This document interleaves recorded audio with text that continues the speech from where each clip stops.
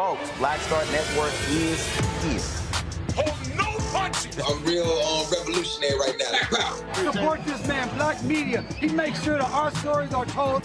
Thank you for being the voice of Black America, Roland. Stay black. I love y'all. All momentum we have now, we have to keep this going. The video looks phenomenal. See, there's a difference between Black Star Network and Black-owned media and something like CNN. You can't be Black-owned media and be scared. It's time to be smart. Bring your eyeballs home. You dig?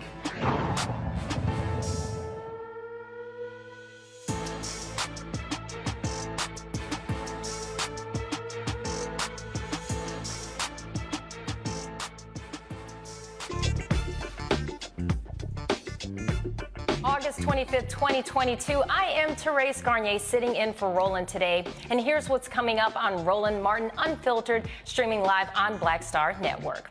Since the pandemic and the recessions end, Black women and men are seeing significant increases in employment and labor force participation. Well, earlier today, I got to speak with Joelle Gamble, chief economist from the U.S. Department of Labor, about the latest report from the Council of Economic Advisors on the pandemic shifts in Black employment and wages. Los Angeles County will be paying out millions to Kobe Bryant's widow. A jury agreed that she and another family will continue to suffer severe emotional distress because sheriff's deputies, they took some photos of their loved ones after the 2020 crash of Bryant, his daughter, and 7 other people with their cell phones. And Black doctors are being fired from hospitals and schools at an alarming rate. Well, I'll talk to 2 doctors who want to bring awareness with a call to action. We also have a Roland Martin Unfiltered exclusive. A Black South Carolina woman gets threatened by 2 white men as she's just outside minding her own business, cutting her grass. And it's all on video, but the cops did absolutely nothing. Well, she'll be on later in the show to explain what happened in her first interview since the incident. And today is the beginning of National Black Breastfeeding Week, and we'll talk about the benefits of breastfeeding. Well, guys, you know what time it is. It is time to bring the funk on Roland Martin Unfiltered, streaming live on Black Star Network. Let's go. He's got it. Whatever the biz, he's on it. Whatever it is, he's got the scoop, the fact, the find. And when it breaks, he's right on time, and it's rolling. Best believe he's knowing. Putting it down from sports to news to politics. With entertainment just for kicks, he's rolling. It's on go, roll, y'all. It's Roland Martin, yeah. Rolling with Roland now. He's funk, he's fresh, he's real, the best, you know he's Roland Martin.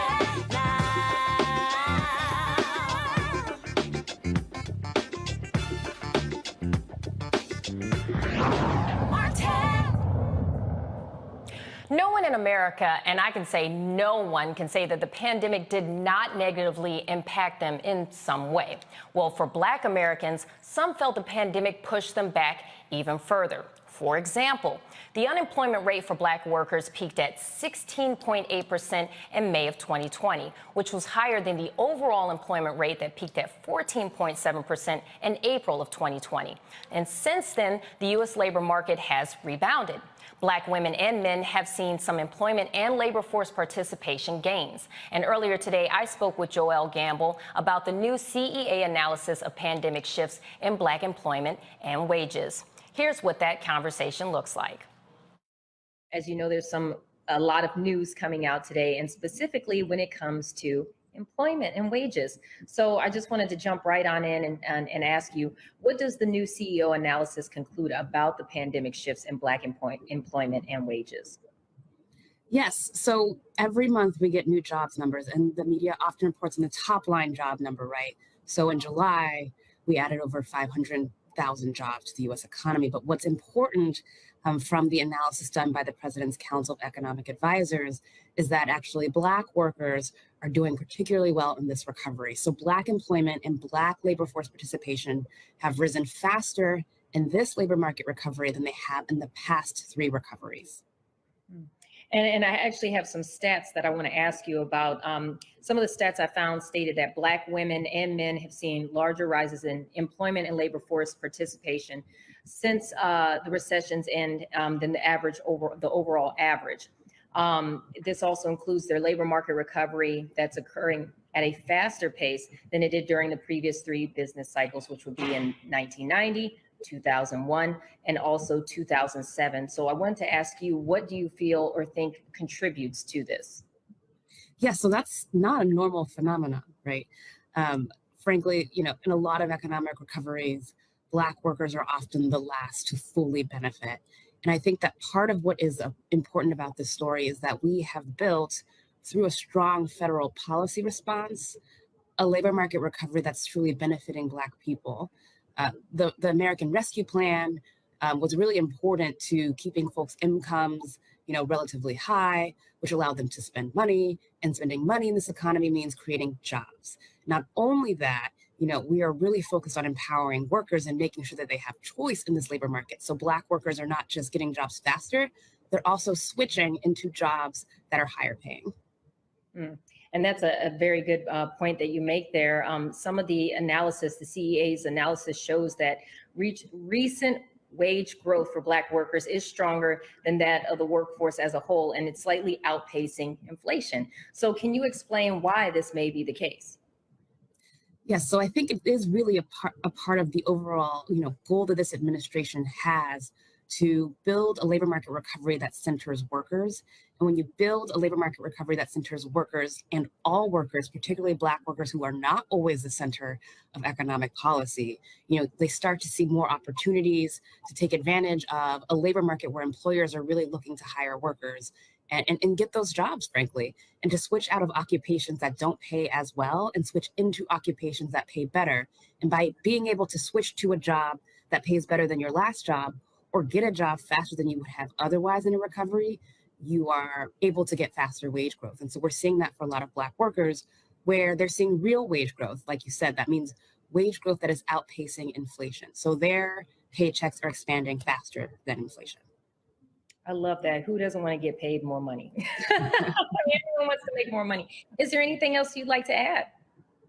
I just wanted to add that I think that this is important too in relative terms. So, the Black-white unemployment gap is actually closing faster than in prior recoveries. So there's always been a gap between the white unemployment rate and the Black unemployment rate. Frankly, the Hispanic unemployment rate and the white unemployment rate too. But that gap is closing faster and has been closing really fast under President Biden. And so that's also important that, we're seeing an opportunity for a little bit of closing of that gap. There's still more work to do to close that gap completely, but there are signs of progress. Excellent. Well, thank you so much for joining us and explaining that to us. So that's definitely a bonus. We're getting better jobs. We're getting better pay. I mean, this is, especially following a pandemic, this is great news. So thank you so much for joining us. Thank you for having me. So let's bring in our panelists so we can hear their thoughts on this. Right now we have joining us Erica Savage, the founder of Reframe Brain. We also have Reese Colbert, the founder of Black Women Views. And we also have Terrain Walker, the founder of Context Media. Thank you all for joining us. How are y'all doing today? Good. Thank you. Great. Excellent. One more day till Friday. But until we get to that conversation, we're going to have Erica start us off with what are your thoughts on what Joelle had just said a little bit earlier. Yeah, so glad to see you in the host seat again. You did great the other day. And I, that is a really good report to hear. And I love that she underscored this is as a result of the Biden-Harris administration. And she brought up the American Rescue Act. That was one of the first big pieces of legislation that administration brought in when they came into office, January 2021, if I'm not mistaken, that was signed into law in March of 2021. Reese with the receipts can definitely make sure that I'm correct on that. But we saw that put money into the pockets of Black families, and especially those with children as well, to include those that had more than one child. And so I think that this is important to see because we're in a space and age where there's instantaneous results. Well, this data needed to be quantified. And so now we're seeing a year later, the results and really the great economic gains that were brought in by the Biden-Harris administration with the American Rescue Act and all that it afforded to communities, but especially Black communities. one thing I do want to highlight is that in this specific reading, I was glad to see that they did mention that Black Americans still do face challenges, and that is very much so specific to what we talked about on last week when we talked about Black Women Equity Payday. We had Dr. Avis Jones the Weaver on, and she walked through through with us as having been a part of some of the most preeminent think tanks here in DC, and a multi-hyphenated entrepreneur, that the data that she'd read and the reports that she'd written over a decade time span with respect to the state of the Black woman, that she'd not seen in all of her years of collecting and reading through that data, to see that Black Women's Equity Payday did not fall in August, but September 21st. So we're talking about a full 19 months to make what a white man would make in the year preceding. So I think that that is something to really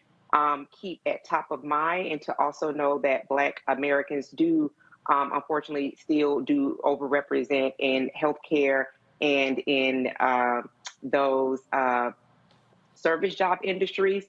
However, that American Rescue Act, that piece of legislation, did in fact help to close the gap, as Joelle mentioned in your previous conversation with her. So I think that those are really good things for people to keep top of mind when we're thinking about when people say that there's nothing that this administration is doing for the Black community.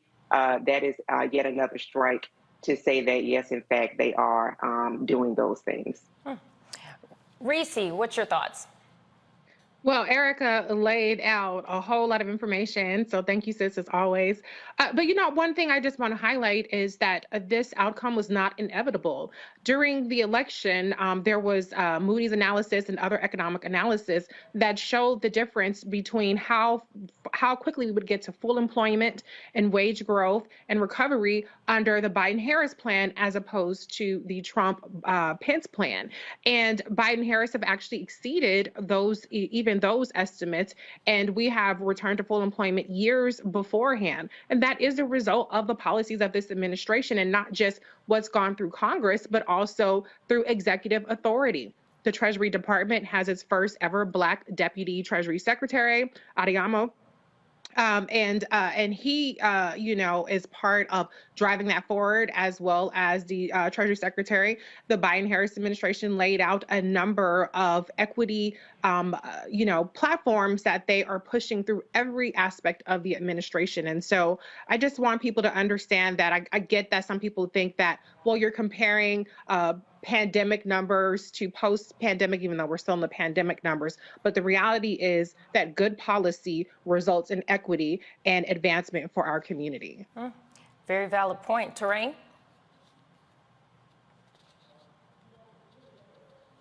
First of all, I want to say that I'm really glad to see Black workers getting a bump in their wages and being fearless enough to move into different jobs. I think a couple of things are happening here. We are, as you mentioned at the top of the show, we're coming out of a pandemic. And I think because of that pandemic, a lot of Black workers realized that they didn't have to settle for anything or just have to take any job to make ends meet. True, there was a lot of struggle, there was a lot of issues, but I think having their backs against the wall made a lot of Black people realize that, you know what, I'm at a point in my life where these are totally new circumstances. And if I want to branch out of what I've been doing and I don't have to settle for anything, I can do that. And I think that's what happened. And I think that's why you're seeing in the data that there's been a lot of bumps in higher wages for in different industries, and a lot of Black workers moving into higher industry. Another thing I think that is happening is that you're having a younger workforce move into play now, because you're having people who are graduating from college and graduating from grad school moving into the workforce, and a lot of them are younger, and a lot of them have grown up with seeing different options outside of what their parents and maybe their grandparents saw. So they're saying that, look, I don't have to go into a blue collar job if I don't want to, although there's nothing wrong with that, and we've seen some gains in that. But there's other higher earning jobs that I can move into, either in the tech industry or in STEM or other fields. And I think that's what you're seeing as well. You're seeing a jump from one generation into another with a lot of tools given to them by technology that they're using to advance themselves a little bit better than previous generations. So I'm all for it. You know what I found very interesting? One of the things that I read stated that occupations with noticeable declines in Black worker shares included transportation supervisors, clinical technicians, and childcare workers. Would you like to give your thoughts on why that may be the case? Yeah, I think it really goes back to what Terrain was just saying. I mean, those are positions that are normally low wage positions. And then unfortunately, we do have to recognize that a lot of women were forced out of the workforce as a result of the pandemic. So, not that they're really gender roles with relationship to caring for women. We see that across the board. But by and large, we've traditionally seen that along the lines of women, particularly those that are leading households. So, and then you talked about the transportation piece. We're continually to move into places where, maybe some of the people that are who are transportation workers are maybe picking up those positions without necessarily the pay. So I think those are a couple of the things that we're seeing with regard to what you mentioned. Reese, what are your thoughts? Yeah, I mean, those are basically frontline worker positions. And I think, as Erica pointed out, if you look at the gender, not roles, but the way that gender, women versus men are disproportionately in certain fields, a lot of Black women are forced to be caregivers. And so they had to take on those roles throughout the pandemic. Also, there's just a shortage of child healthcare workers. There's a shortage of teachers as well. I mean, in Maryland, in one county in Maryland, Montgomery County, there are over 100 teachers short. Going into the new school year throughout the country, they're experiencing this. And a lot of that is because of the way that this pandemic has burned people out. Erica talks about this all the time on her Reframe Brain podcast. There's a burnout. It's a thankless job. It's low wages. And as Terrain pointed out, there are other options out there. It's a tight labor force. People can go into more remote work positions. They can go into positions that have more flexibility. And I think that Black people are taking advantage. Reese, thank you for bringing that up about teacher shortages, because we will be having a segment on our show tomorrow in regards to that very topic. So thank you for teasing that for us. Now, Terrain, I have this question for you. Now, in 2019, Black workers on average were paid $24.83 an hour. That's gone up to $25.53 an hour, which is a 2.8% rise. Explain to the viewers why that's important. I think it's important for two reasons. The first is that there is, as we've been talking about, a shortage of workers. A lot of businesses are desperate to get people to come in and, get, but for lack of a better term, boots on the ground to actually do physical labor and do hard work and work. The other part of that is a lot of these corporations have been very stingy, and they've been very, for lack of a better term, just stingy about how they've been focusing on pay. And I think the fact that when you saw the pandemic get really bad, you saw fast food places started giving $16 an hour minimum and everything, when they could have done that 10, 15 years ago. Sometimes it takes having an empty store to make you realize that, hey, maybe I need to pay people what they're worth. And I think that has branched out from fast food into other places like service and retail and hotel work. So I think what you're seeing is just the market, and you're seeing the economy start to adjust itself to the fact that if you want people to come to work, you have to pay them what they're worth. That's very true. Ladies, do you have any comments on that? Reese or Erica? Oh, yeah. I mean, I think everything, I co-sign everything Terrain just said would result to that, pay people what they work. And I think that it's really, really sad that it took not only the pandemic, but then seeing that even as we had a vaccine that was available, boosters that were available, and people start going back outside, that there were just some businesses that people were not patronizing again. I mean, you could go down on 14th Street any day in DC and you would see the food trucks, and I mean, you would stand in line for your favorite food truck. Well, post pandemic and forward in the pandemic, as we are year 3 of the pandemic, we've seen that those people that had those food trucks really still continue to struggle because that foot traffic from people being in office coming out to the food trucks wasn't there. So, yeah, I think for folks that are in those service industry jobs that are doing the work that really helps for people who have short time and want to feed themselves or family or drive Ubers or things of that nature, make sure that those folks are taken care of. They're not getting tips. Minimum wage is not enough. And a lot of times these people are not only taking care of themselves, but multi-generational families. So absolutely pay people what they're worth for what they do, especially since CEOs came out as billionaires and trillionaires 2020 up until this present year. What I'm happy about is that we as a community are coming together and saying, no, we're not going to accept jobs that we don't feel comfortable with. We're not going to accept jobs that aren't paying us what we feel we are worth. So I'm glad that people started to realize that and are implementing that now, you know, and they're understanding the importance of having work-life balance and being paid what you're worth. And so that's very, very important. Reese, do you have any thoughts? Yeah, I just want to say, you know, a lot of emphasis is put on inflation, a lot of emphasis is put on gas prices, and those are very valid points. But I do think that when we have clear data, like what we're seeing in terms of labor force participation, when we're seeing in terms of wages going up, also what I want to bring up is the fact that there's record healthcare subsidies as a result of the American Rescue Plan, as a result of the actions that the Biden-Harris administration has taken to get more people insured, disproportionately benefiting Black people. So there are a lot of ways where people are getting a leg up in this new economy under this new administration and are bringing home more pay. Now, I get that it's being eroded in some cases, but if you're paying less for your health care now with the Inflation Reduction Act, there are people going to be saving thousands of dollars in medical expenses and prescription drugs expenses.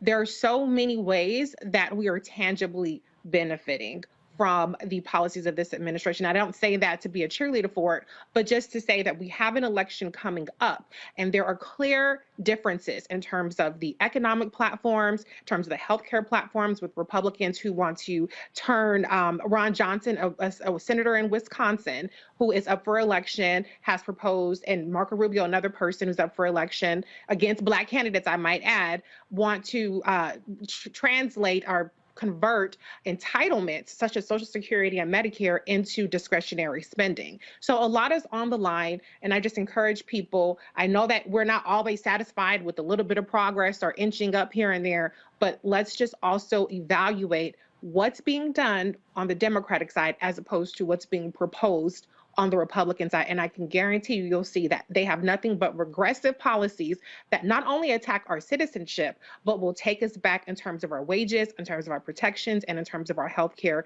and body autonomy. That's a good note to end on, because we have to go to a break right now. But for those who are just now tuning in, this is Roland Martin Unfiltered on Black Star Network. Don't go anywhere. We will be right back.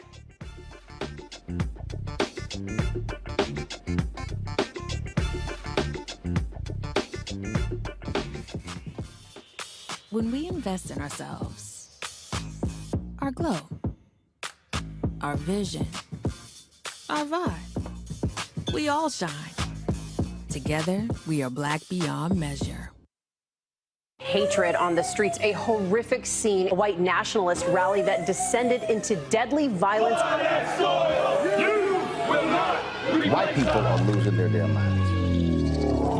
As an angry pro-Trump mob storms the U.S. Capitol, we're about to see the rise of what I call white minority resistance.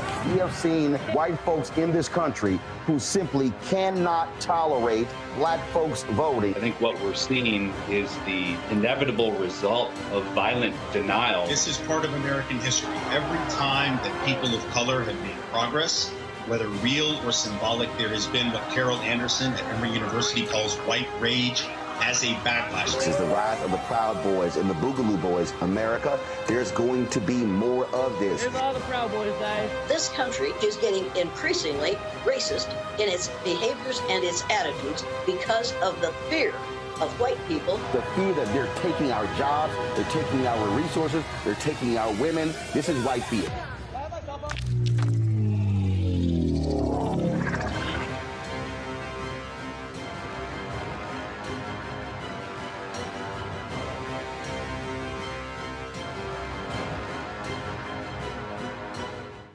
When we invest in ourselves, we all shine. Together, we are Black beyond measure.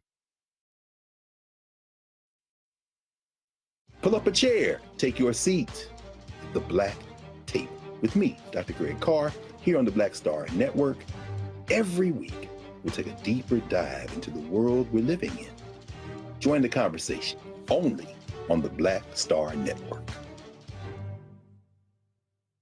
When you talk about blackness and what happens in black culture, we're about covering these things that matter to us, speaking to our issues and concerns. This is a genuine people-powered movement. There's a lot of stuff that we're not getting. You get it, and you spread the word. We wish to plead our own cause. Too long have others spoken for us. We cannot tell our own story if we can't pay for it. This is about covering us. Invest in black-owned media. Your dollars matter. We don't have to keep asking them to cover our stuff. So please support us in what we do, folks. We want to hit 2,000 people, $50 this month, raise $100,000. We're behind 100,000, so we want to hit that. Y'all money makes this possible. Checks and money orders go to P.O. Box 57196, Washington, D.C. 20037-0196. The Cash App is $RM Unfiltered. PayPal is R Martin Unfiltered. Venmo is RM Unfiltered. Zelle is Roland@RolandSMartin.com. I'm Shantae Moore. Hi, I'm BB Winans. Hey, I'm Donnie Simpson. What's up? I'm Lance Gross, and you're watching Roland Martin Unfiltered.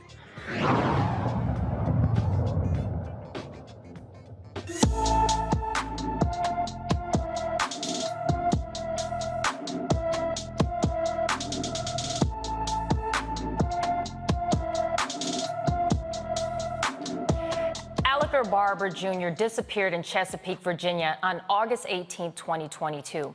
The 14-year-old is 5 foot tall, weighs 130 pounds, with black hair and brown eyes. Anyone with any information about Alliger Barber Jr. should call the Chesapeake, Virginia Police Department at 757-382-6161. Again, that's 757-382-6161. Now, the Los Angeles County Sheriff and Fire Department will have to shell out over $30 million for taking and sharing photos of the crash that killed Kobe Bryant, his daughter Gianna, and 7 others. The jury awarded the plaintiffs Vanessa Bryant $16 million and $15 million to Chris Chester, who lost his wife and daughter in the crash. Now, the lawsuit was based on unethical pictures taken of Vanessa's husband, Kobe Bryant, and her daughter, Gianna Bryant, after they died in the January 2022 helicopter crash. Joining us right now from our panel, I want to get their thoughts on this. We have Erica, Reese, and Terrain. Erica, tell me what your thoughts are on them winning this lawsuit. You know, first and foremost, I am completely disgusted. And that they were not in rapid order arrested, jailed, is amazing to me. It says all that we need to know about the slave patrol and the legacy of that.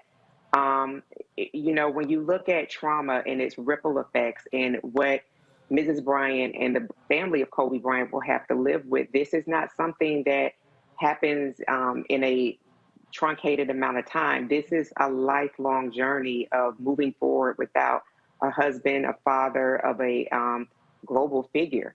And so to, on top of that, have to deal with, honestly, the legacy of slavery. One of the first things that I thought back to is historically how after lynchings, and even when there weren't lynchings, just thinking about the traumas that were, that Black bodies have had in historically for centuries and still endure.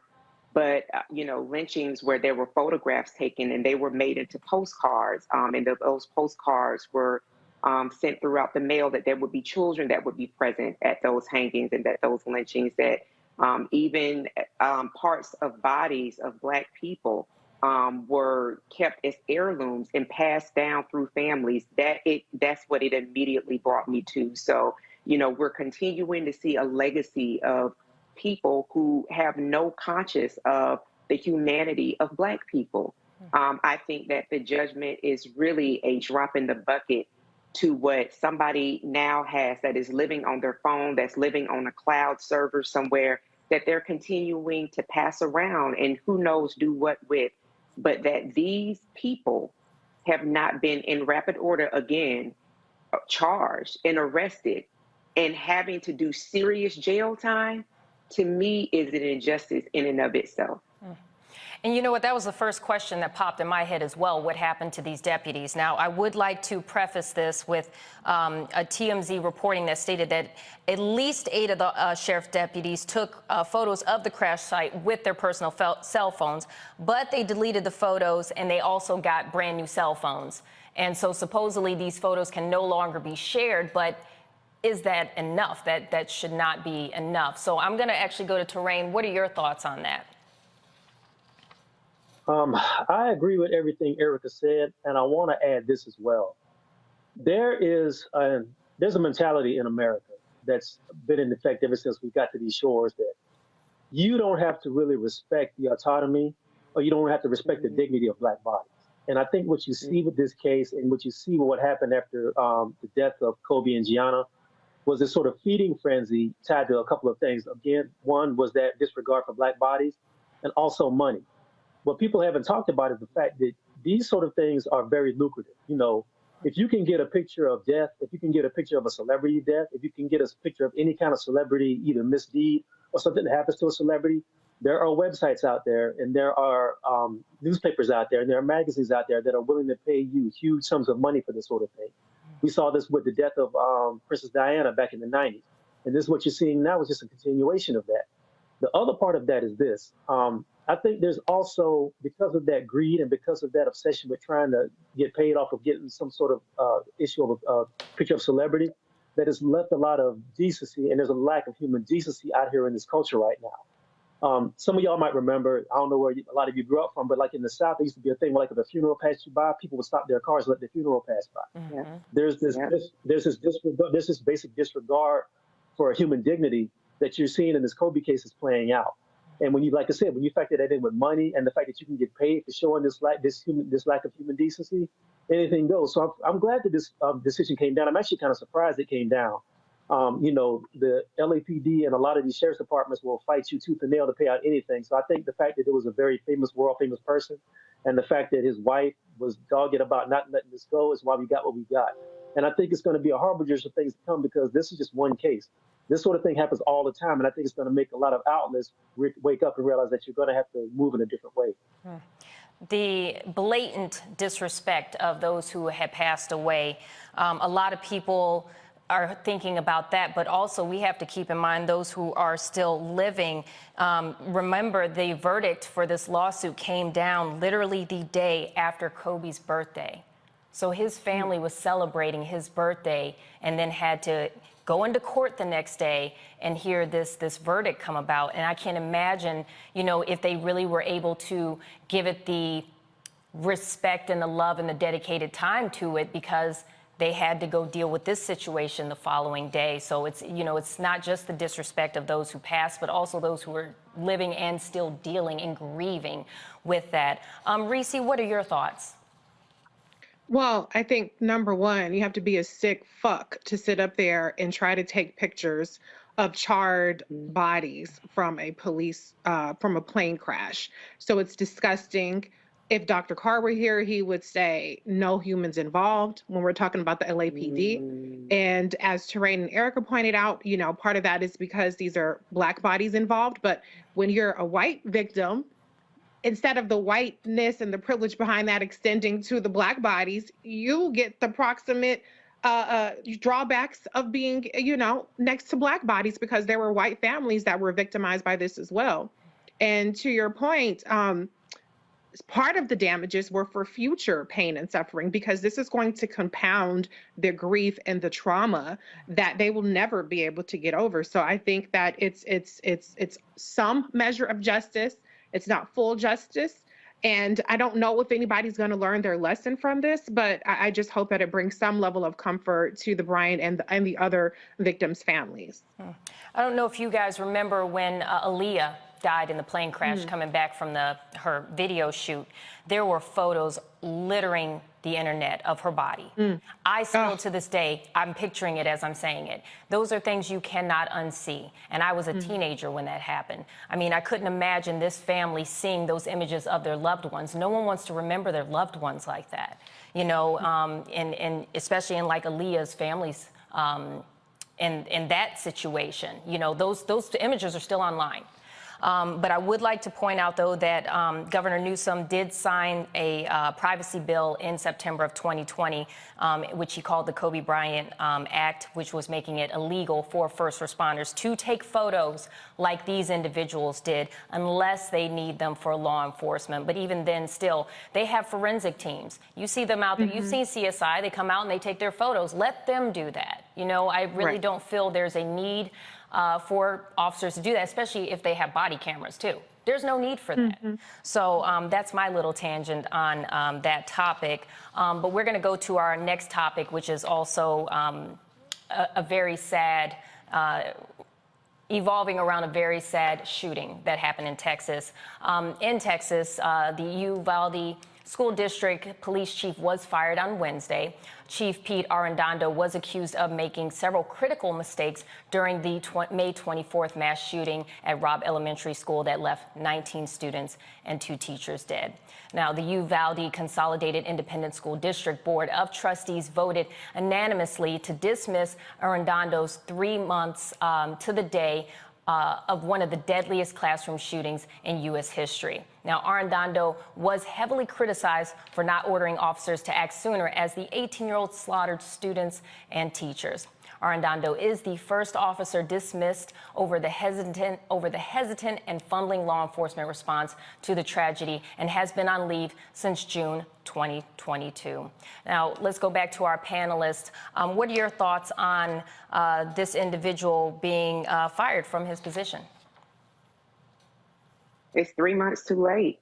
And even thinking about those 19 babies, I mean, you're talking about 8, 9, and 10-year-old babies that were slaughtered, the way that their families were kept from going in the building, trying to do something to save their children's lives. And just to think about these slave patrol folk who have no issue with assuming guilt and executing Black people, and that's Black children, that's Black women, men, and that's Black seniors, without hesitancy, lest we forget Breonna Taylor.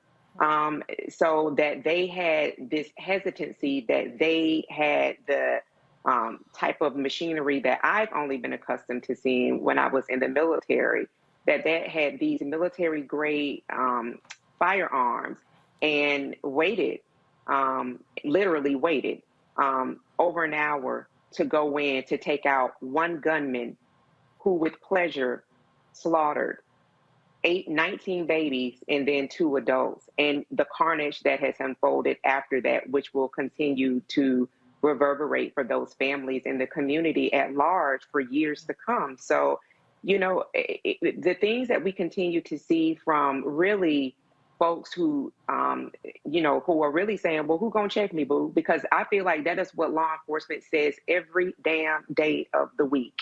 Who gonna check me, boo? And so, you know, I'm glad that he has been justly fired, but I'm wondering if he was being paid for these 3 months. I'm wondering if he has a nice retirement package. I'm now wondering if he is going to fold this over and run into office. I mean, these are really sick things that we continue to see folks like this. They really capitalize off of these real failures to communities that they are supposed to be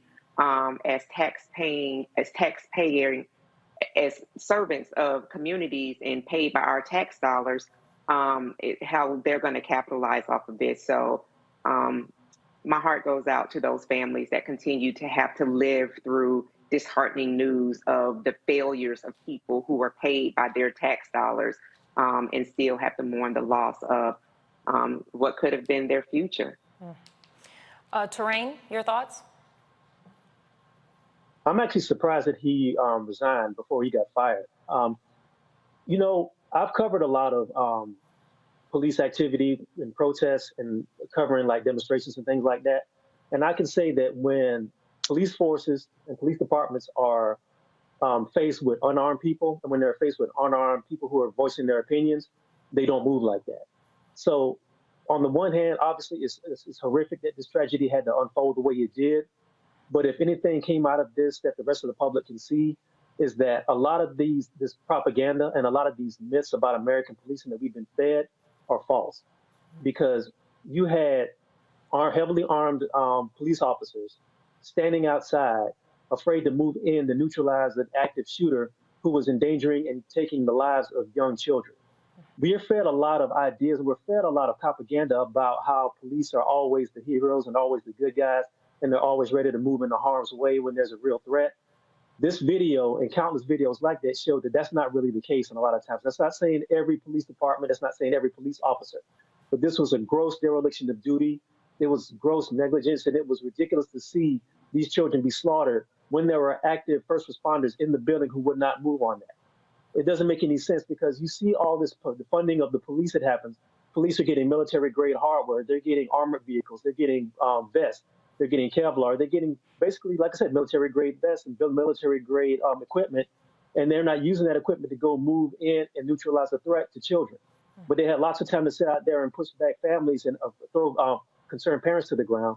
So I think that what had to happen had to happen. And my hope is that this sparks a further conversation about the need for militarizing the police and really training these people to move in the way that they're supposed to. Good point. Reese, we haven't heard from you. Yeah, I mean, I know he resigned from a position in the city council, but he was fired here. And I just think it's disgraceful that he even needed to be fired because he shouldn't have been able to look his punk ass in the face knowing the kind of dereliction of duty he had that day. But it shouldn't be just him getting fired. The person who stopped for hand sanitizer in the halls while there are children who were cloaked in their classmates' blood to try to play dead, he needs to be fired. The cops that were out there tackling and harassing the parents who were trying to get to their children, who had more gusto and more bravery than any of those hundreds of officers that were on the scene, their asses need to be fired. Matter of fact, they should just disband the whole doggone police force there and start over with the parents who had more guts than them. Let them try being the police officers and actually bringing some safety to that school, because every single one of those police officers failed that day, point blank in the period. There's always going to be a fall guy. He deserves every bit of punishment that he's getting, but it is not nearly enough. And he should be banned, not that you could do this, but he should be banned from serving anywhere. He was already demoted years earlier from another position that he was in. And these cops, unfortunately, can just go on to the next department, move miles down the road, move to another city, state, and go on about their business. But his name should live in shame and infamy to where he is unhireable from here on out. And you're right, it happens far too many times where police officers mess up and they just go to a different department. You know, and then they're still in this position, even though they're messing up. They've got to fix these problems. But on that note, we do have to take it to a break. You are watching Roland Martin Unfiltered. We'll be right back. Don't go anywhere.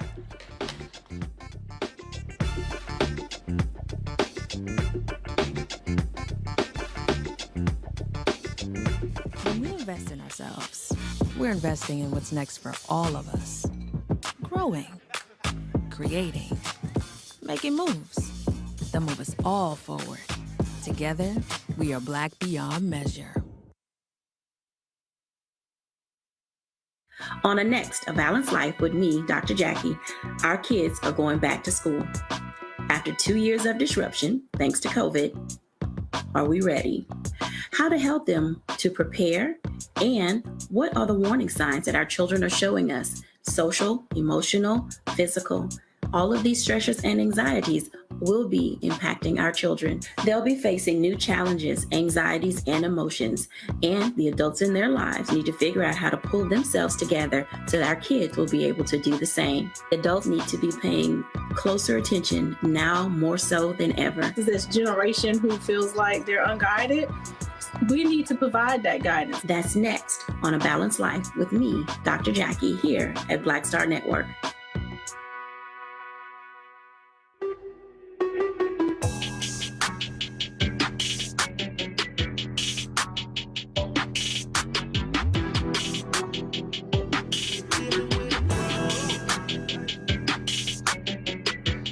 Patrol Grooming is a Black-owned men's grooming company that delivers on this promise every day to men everywhere. Everything we do, every product we make, It's designed to help you to present your best self. It's a promise they've kept since 1991 when they first introduced the Bump Patrol brand, the #1 men's product for a smooth, bump-free shave and silky skin. Millions of customers count on their exceptional skincare products, which can be found at more than 30,000 retail stores in more than 50 countries around the world. Now you can have exceptional beard and skincare products that are as unique as you. Fellas, as we prepare to head back out into the world as COVID restrictions are being lifted, it's time to get our groove back. You can visit patrolgrooming.com to order a Patrol grooming box. And do this, use the discount code, #Roland30. That's #ROLAND30 for a 30% discount at the checkout. We appreciate Patrol Grooming being a partner with us here at Roland Martin Unfiltered and the Black Star Network. When we invest in ourselves, our glow, our vision, our vibe, we all shine. Together, we are black beyond measure. We're all impacted by the culture, whether we know it or not. From politics to music and entertainment, it's a huge part of our lives, and we're going to talk about it every day right here on The Culture with me, Faraji Muhammad, only on the Black Star Network.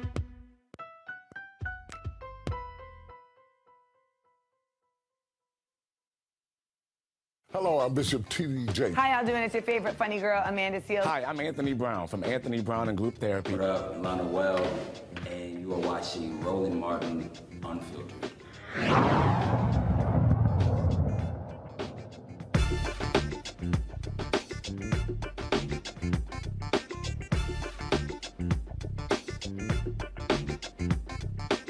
Did you know that only 5% of resident physicians in the U.S. are black, but they make up 20% of dismissals from training programs? Well, tomorrow there's a kickoff demonstration to raise awareness about the unjust dismissals of black doctors and trainees across the country. Now, here to tell us more about this are doctors Aisha Kouru and Vanessa Grubbs from Los Angeles. Thank you both for joining us. How are y'all doing today? Very good. Thank you. And you are in sunny, I'm assuming it's sunny there, but you're in warm, sunny California. It's kind of rainy and groggy here. Yeah. So thank you. Thank you so much for joining us. So tell us a little bit about this demonstration and what you both are doing to raise awareness. And I'm actually going to start with Vanessa, Dr. Grubbs. Yes. Thank you so much again for having us on to just shed additional light on this issue. So this is our kickoff demonstration for Black Dot Village, which is a new nonprofit that myself and others, including Dr. Curry, have founded for this particular issue. And what we want to do is really disrupt this system, the system that keeps pushing out Black doctors at every level. And we're centering this particular event around Dr. Curry, because it is a very out there event, but it's so much bigger. There's so many more people, and there's so much work that needs to be done. Because what we're looking at is the assumption is that, well, they're getting pushed out disproportionately because they can't do it, because they can't make it, and people like to trot out MCAT scores and that kind of thing.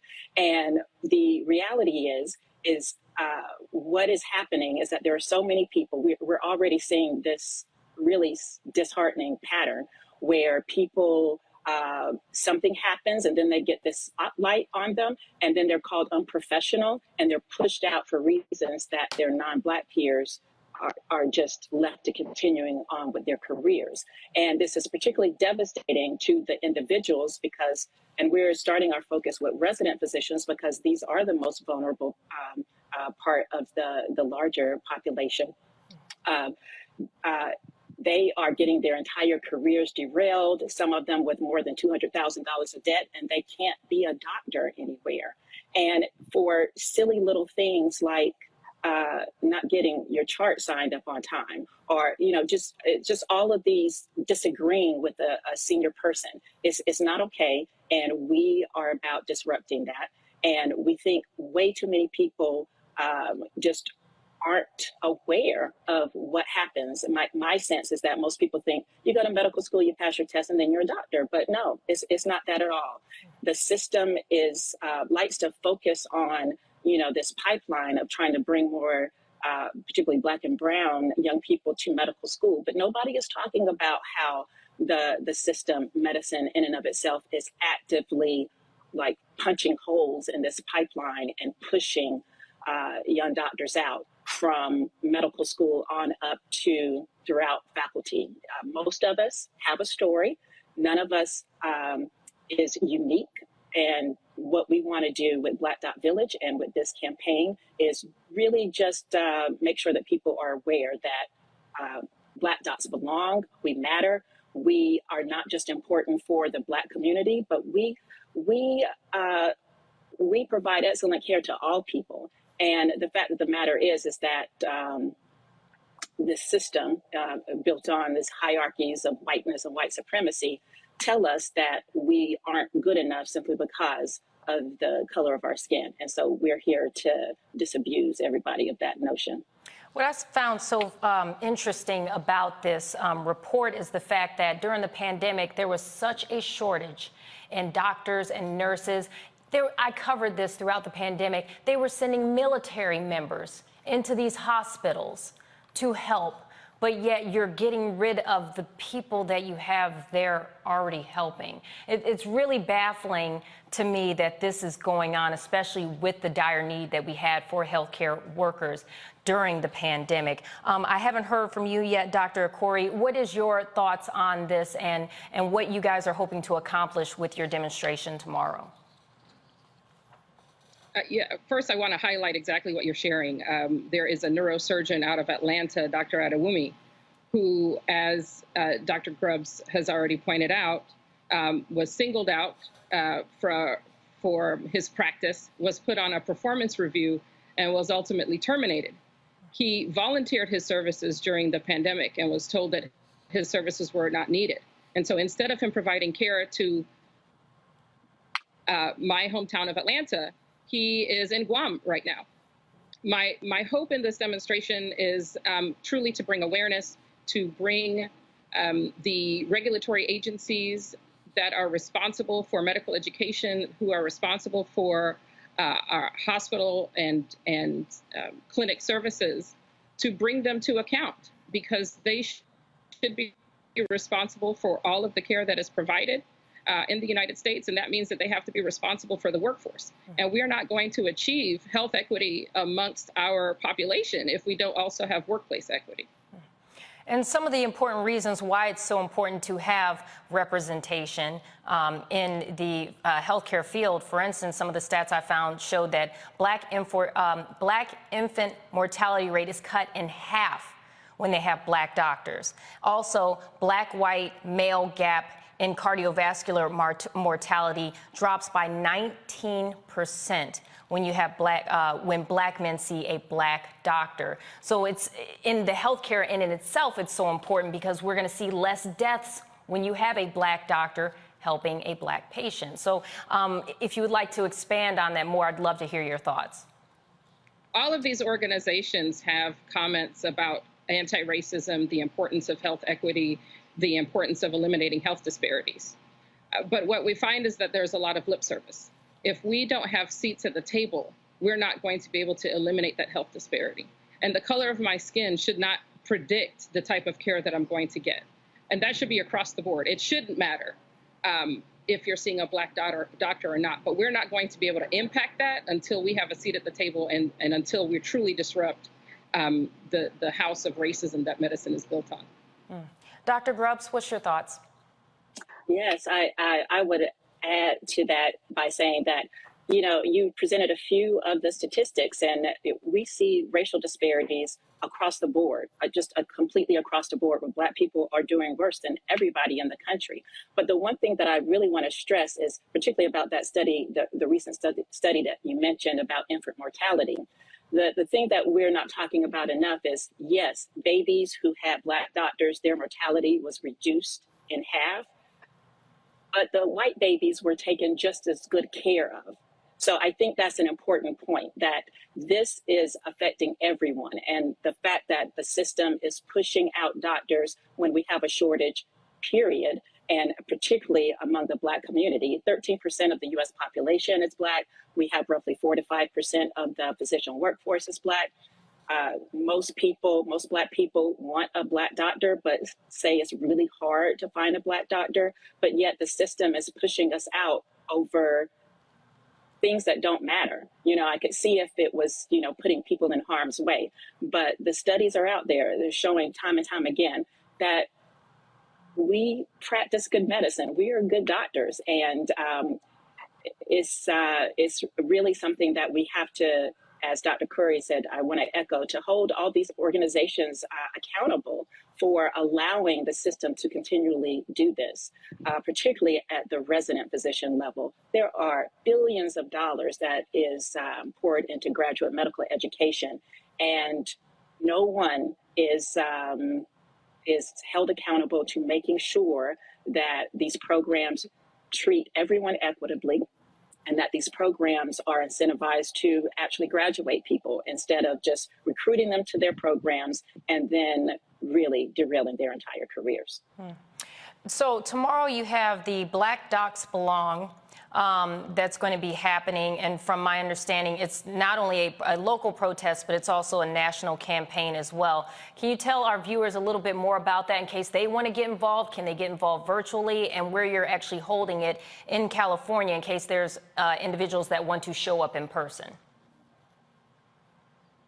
And that's for Dr. Yes. Corey, sorry. Curry, okay, I'll be quiet. So in person, we're meeting at the Hilton in Pasadena. We're encouraging people to register online and register with Black Doc Village, because our hope, again, is that this is not a one-off. Our hope is that this is a campaign that keeps going strong as long as we continue to hear distress calls from residents, doctors who are in training. I think what's most important is to start having the conversation. Why is it important for representation? Why is it important for you to see a Black doctor? What are the dreams that you have for your own children who are interested in science and specifically medicine? We want to dismantle racism in medicine. We want to make it a safe place for people who look like us, and we want to make it a safe place for patients to be treated. Dr. Grubbs, is there anything you'd like to add about what's going to happen tomorrow? Well, we shall see. I'm very excited about it. Very excited about just bringing more attention to the issue. We really have no idea who's going to show up, but we're bringing the energy. And what we're doing here is we're really just at the beginning of building a grassroots effort to get more and more people on board, more and more people aware, and more people to take action. Because, Black Dot Village, our personal way of thinking about this is that we're about forcing change. We are about becoming a force to be reckoned with, so that these different places around the country know that if you want to mistreat our young people, then you will have Black Dot Village to reckon with. And we're not about, politely asking, because that's what we've been doing as individuals and other small groups for decades, centuries, if you will. So the time for things to change is long past due, and Black Dot Village is committed to really pushing the edge forward on this. And we just really want to get as many people on board as possible and have people be as active as they can be. And we know that everybody is not able to just kind of get out in the street and protest. But we have plenty of other ways for folks to engage as well. Please visit our website. We're at black.village.com. Give us money. Sign up to be involved in various aspects, and help us figure this out. We are just starting out, but we are committed to seeing it through. My hope is that someday we won't need a Black Dot Village anymore. Well, we shall see, and I wish you the best with everything that's going to be happening tomorrow. Thank you both for joining us and giving our viewers your input on this important issue.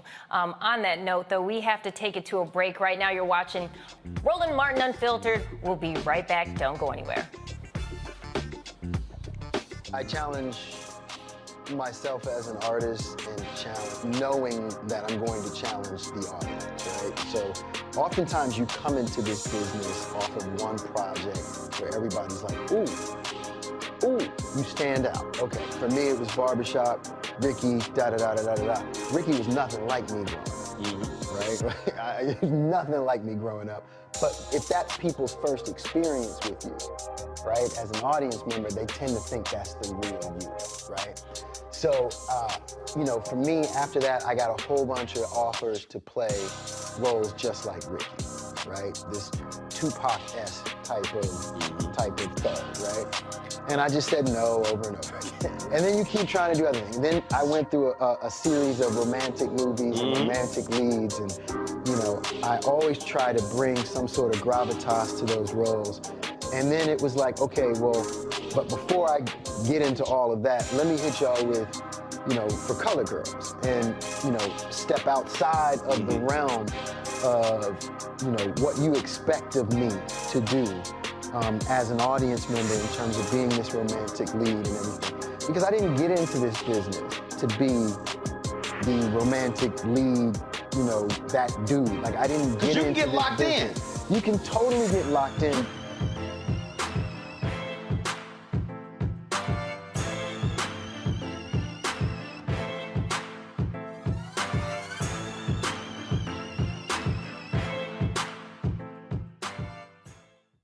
When we invest in ourselves, we all shine.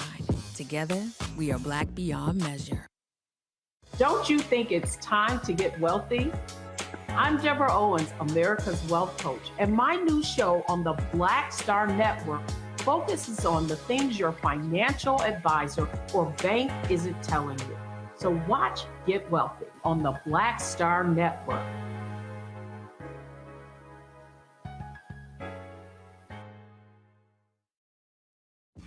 When we invest in ourselves, we're investing in what's next for all of us. Growing, creating, making moves that move us all forward. Together, we are Black beyond measure. When you talk about blackness and what happens in Black culture, we're about covering these things that matter to us, speaking to our issues and concerns. This is a genuine people-powered movement. There's a lot of stuff that we're not getting. You get it, and you spread the word. We wish to plead our own cause. Too long have others spoken for us. We cannot tell our own story if we can't pay for it. This is about covering us. Invest in Black-owned media. Your dollars matter. We don't have to keep asking them to cover our stuff. So please support us in what we do, folks. We want to hit 2,000 people, $50 this month, raise $100,000. We're behind 100,000, so we want to hit that. Y'all money makes this possible. Check some money orders. Go to P.O. Box 57196, Washington, D.C. 20037-0196. The Cash App is $RM Unfiltered. PayPal is R Martin Unfiltered. Venmo is RM Unfiltered. Zelle is Roland@RolandSMartin.com. Hatred on the streets, a horrific scene, a white nationalist rally that descended into deadly violence. White people are losing their damn minds. As an angry pro-Trump mob storms the U.S. Capitol, we've seen shooting. We're about to see the rise of what I call white minority resistance. We have seen white folks in this country who simply cannot tolerate Black folks voting. I think what we're seeing is the inevitable result of violent denial. This is part of American history. Every time that people of color have made progress, whether real or symbolic, there has been what Carol Anderson at Emory University calls white rage as a backlash. This is the rise of the Proud Boys and the Boogaloo Boys. America, there's going to be more of this. Here's all the Proud Boys, guys. This country is getting increasingly racist in its behaviors and its attitudes because of the fear of white people. The fear that they're taking our jobs, they're taking our resources, they're taking our women. This is white fear.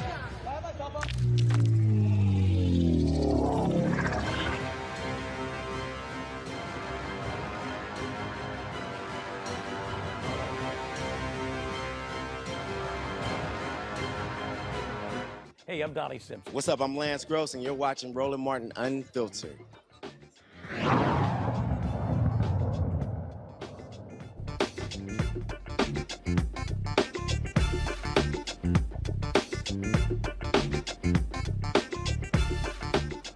A black South Carolina homeowner cutting her grass was threatened by her white neighbor and his son, who shouted racial slurs and yelled that he would murder her. I'm not making this up, folks. You'll only see the story on Roland Martin Unfiltered, and luckily for Shirley Ann Montgomery, it was caught on video, and we have that video. Take a look.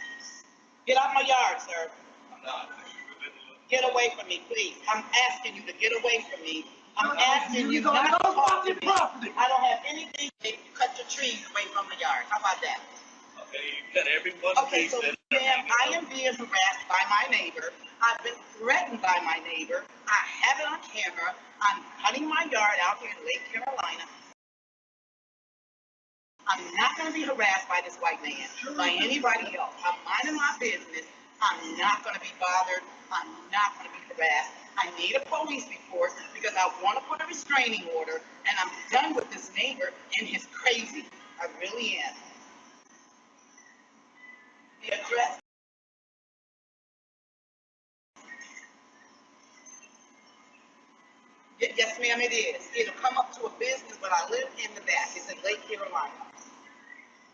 And like I say, and I have it on camera, where the man told me he would murder me. I take my life serious. I really do. Really do. And now he called the sheriff's department, which I really do. Shirley Ann Montgomery is joining me from Los Angeles for this Roland Martin Unfiltered exclusive. I have so many comments on this. First and foremost, thank you so much for joining us, and I am so sorry you had to go through this. Yeah, me too. So the first point I wanted to bring up was, one, you're outside cutting the grass. You may have went in a little bit onto his property potentially. Who complains about that? I mean, seriously, who complains about someone stepping on their grass? I mean, you know, that's the first thing. And then for it to escalate to the point where your neighbor's son threatened to murder you, called you racial slurs. I heard monkey being thrown out during that tirade. And so I'm just trying to find out, is this the first time this kind of incident has happened? And then tell me a little bit about how it got to the point where we saw the video where the son was coming out and threatening you. Well, this is the first time that particular incident happened and got to that point. I've had amicable relations as far as communicating with the neighbor. Hi, how are you? Times where he was upset with the HOA and he wanted to press charges against the HOA as far as filing a lawsuit and what have you. However, we have said hi off and on, and then the neighbor began to stop talking. So I stopped talking and I said that this neighbor was not very sane to me in his mindset, off and on communication. So I just eliminated all communications. So I was caught off guard by his behavior, actually. And so you said that wasn't the first incident or instance of you guys kind of, I guess, so to speak, butting heads. So when was the point where it got to this point where threats were being made, and that's when you made the police report? So the only time like we kind of, I don't know if we really butt heads, he was a little bit upset because one of my neighbors, or actually a tenant, drove on the grass, which I agreed with him. That should have not occurred. I thought, everything was good to go. That was months prior. I've never interacted with his son. So all of this was very fresh and very new to me. I became very, I guess, aggravated by his actions because he was banging on his kitchen window at me. When his guy cuts his grass, they go over in my yard. As you can see, the property line is very hard to define. It's kind of defined based on the different colors of the building. So if you could take that and try to walk your way out onto the grass, you can see it's very blurred. Never ever have had any issues of such with any of the other neighbors, actually. So I was caught off guard by his behavior. I've never talked to his son whatsoever. What was going through your mind that day? And I believe it was on August 6th. What was going through your mind? You're outside, you're cutting your grass, you're just trying to make sure your lawn looks great, and then he comes out and starts making these statements. Kind of walk us through that and what you were thinking and what you were feeling at that moment. So when I was outside initially cutting my grass, I was in a very good space, actually. I was listening to Kirk Franklin praise. I was singing. I was really thanking the Lord just for my ability. His son actually came outside and sat at the table with his shades on, and he lit a cigar, which he could do that. I don't care. I was pulling weeds at the time, and I was determined that I was not going to lose my focus whatsoever. And then I guess after I didn't say anything to the son or pay attention to him, he went back on the inside. And that's when the knocking on the kitchen window started. And my thing was like, what do you want? Leave me alone.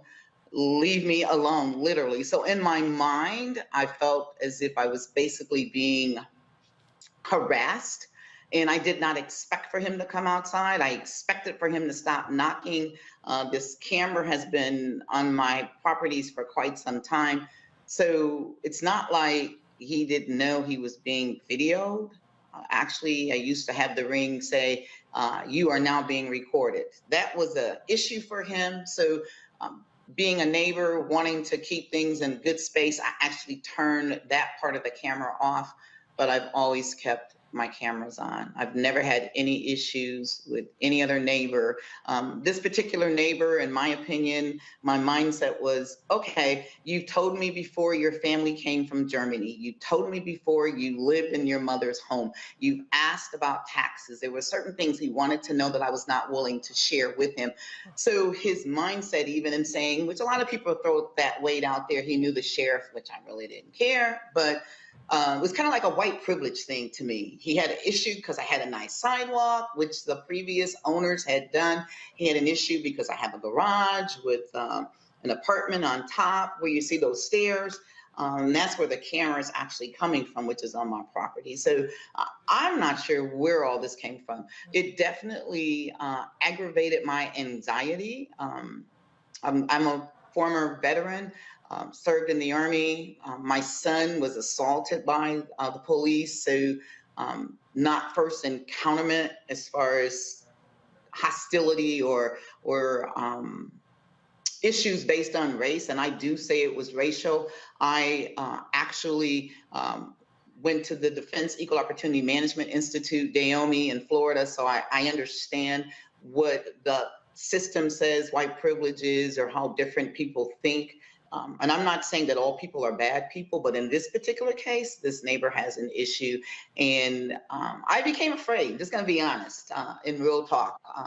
I am a concealed weapon carrier. I've never really carried my weapon on me, but now I kind of do, wanting to make myself comfortable with carrying it. When I get back to South Carolina, I'm actually talking with my counselor, possibly of getting a dog that I can have with me, one as protection, but then two to also help calm some of my anxiety. Because I don't know, I mean, you can see where we live, right next door to each other. You can see this guy, he burst out and started yelling at me and calling me out of my name. I don't really know what his mindset is and what he will or will not do. Well, I can absolutely understand the fear of that because, again, you're just cutting your grass and you have someone running at you talking about they're going to murder you. Yeah, yeah. And then he turned around and he said to me that he didn't, excuse the expression, give a shit. And so, bam, shit. Silence, hidden, and trauma. I guess he got a whole lot of trauma going on. He didn't care. And after I got the police report, I learned that the officer, as far as I was concerned, was very biased. And he also was in the defense of the neighbor and his son based on me not responding intimidated by this particular neighbor and what he said. Now, we have the police report right here, and there's actually a line from the police report that I would like to read for our viewers. We don't want to show it to protect our interviewees' privacy.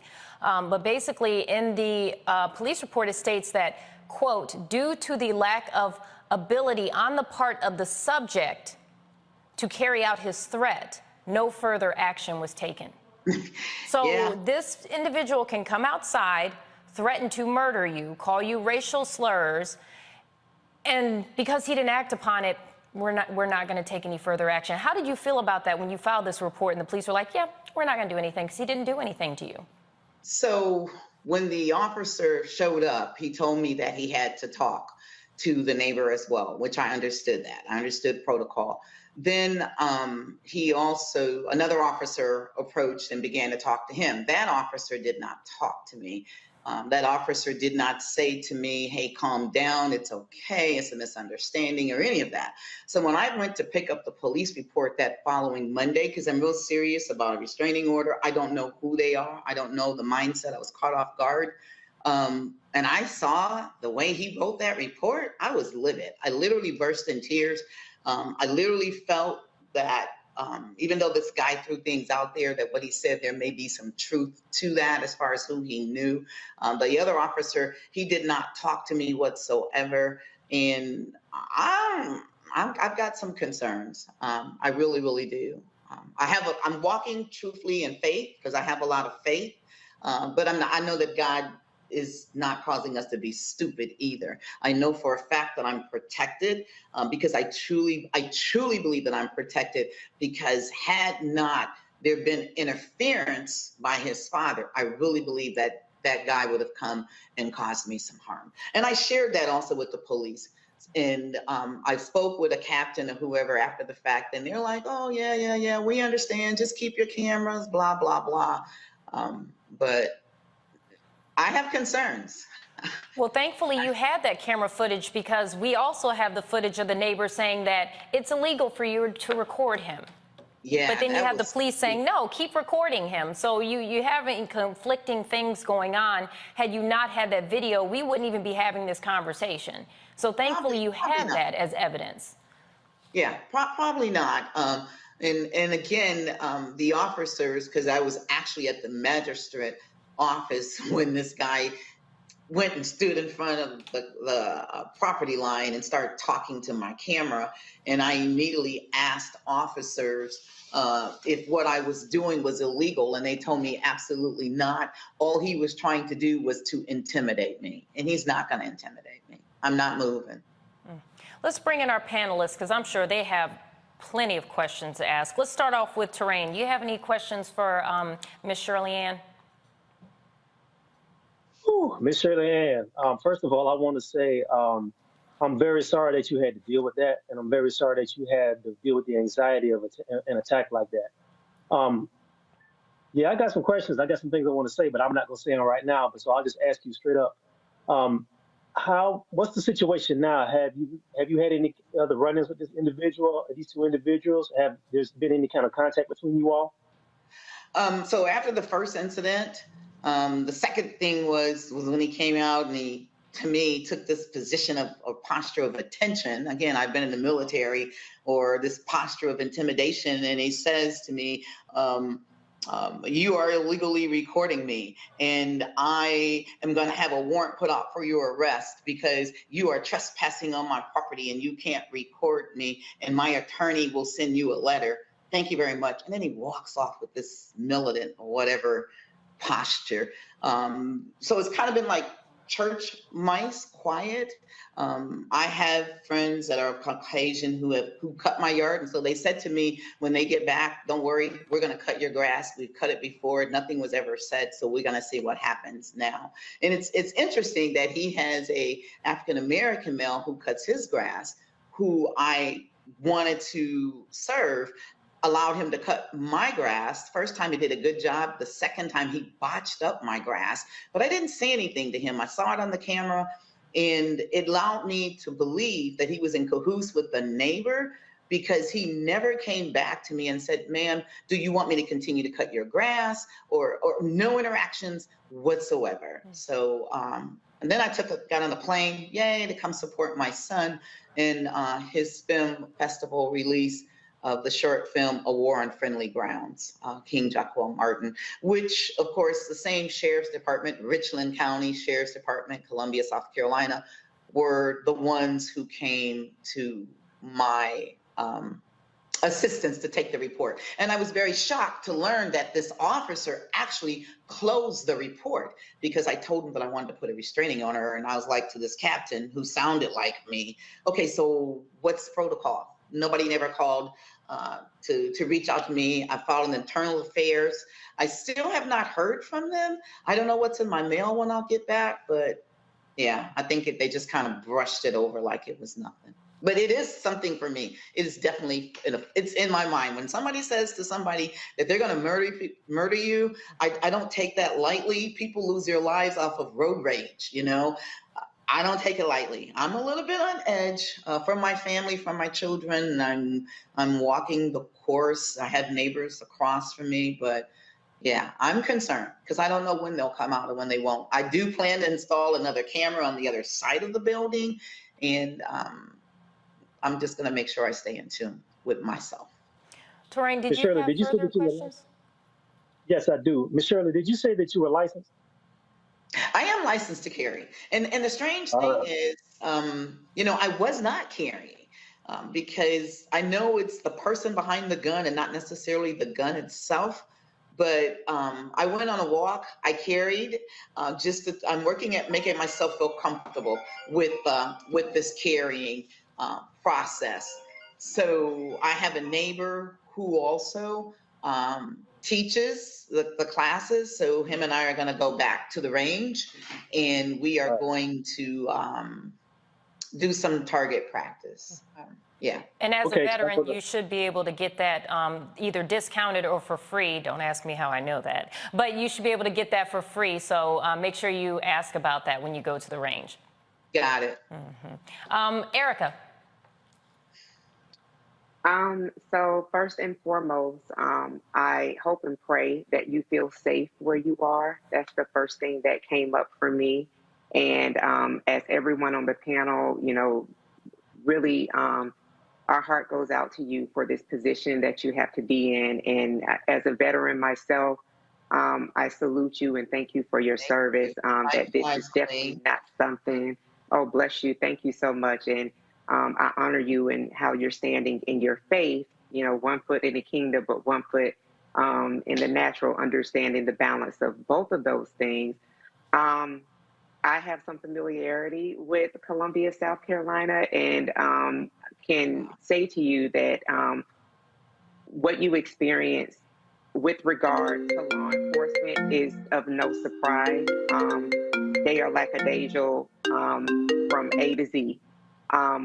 However, one of the things that I did hear you say was that homeowners association for where you live. So I'm wondering how you have navigated communicating a severe threat. You know, what we would say in the military would be a threat con delta. So I would consider this a threat con delta, especially with someone not only verbally attacking you, but to also issue a real threat. How has the homeowners association, if you communicated this with them, been able to help to navigate maybe even removing, I'm not sure if he's leasing or if he's paying a mortgage there, but have they been of help with this hostile neighbor that you have that has issued a real threat to you and to your life? So I actually shared the video. She was actually taken by surprise, and she shared that she would take it to their legal team. Like I said, maybe a week or so after I left and I came to LA. I think that following weekend I actually flew out here, or it might have been a week. Just kind of tried to keep myself busy.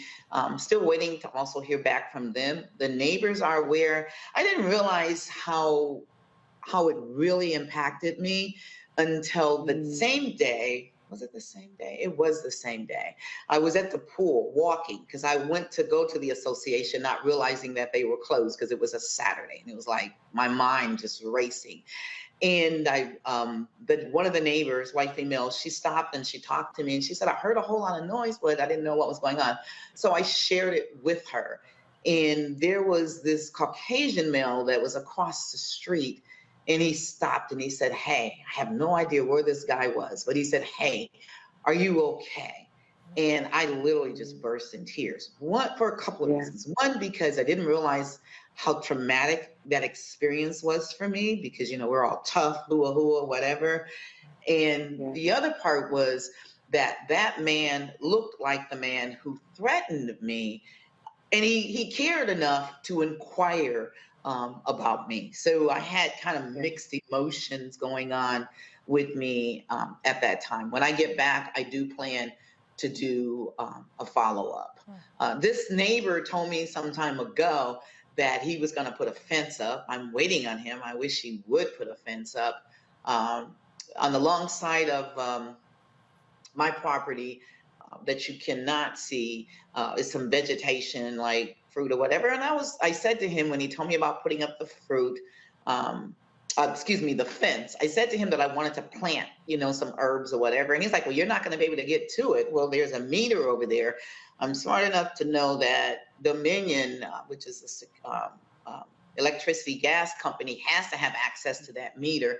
But I was a little bit taken back because he said no, but I didn't give him any reaction to his comment as far as saying to me, no, he would not allow anything or whatever. I was like, whatever, got it, next.